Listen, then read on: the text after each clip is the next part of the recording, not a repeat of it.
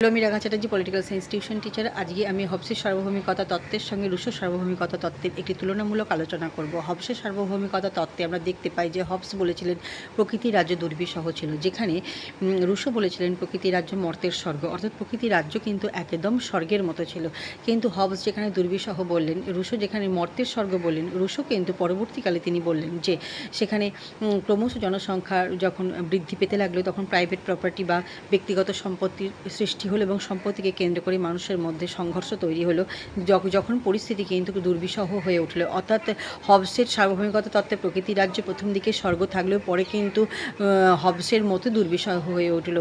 তো দুজনকার মধ্যে মিল কিন্তু এই জায়গাতে রয়েছে। হবসের মতো একটি চুক্তি হয়েছিল, রুশোর মতেও কিন্তু একটি চুক্তি হয়েছিল। হবস যেখানে বলেছেন যে সম্পূর্ণ সার্বভৌমিকতা বা সার্বভৌম ক্ষমতাটি ছিল একজন শাসকের হাতে বা একটি সংসদের হাতে, সেখানে রুশো বলেছিলেন ক্ষমতা রয়েছে, সার্বভৌম ক্ষমতা রয়েছে জনগণের হাতে, অর্থাৎ জনগণ সার্বভৌম ক্ষমতার অধিকারী। তিনি গণসার্বভৌমিকতার কথা বলেছিলেন।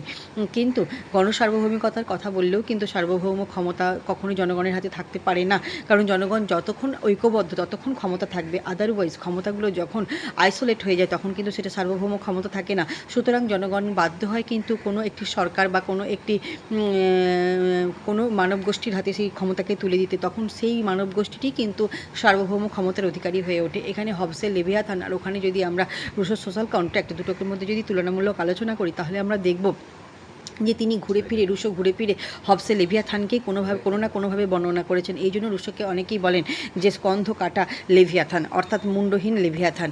যদি ভালো লেগে থাকে অবশ্যই লাইক এবং কমেন্ট করবে। শোনার জন্য অনেক ধন্যবাদ।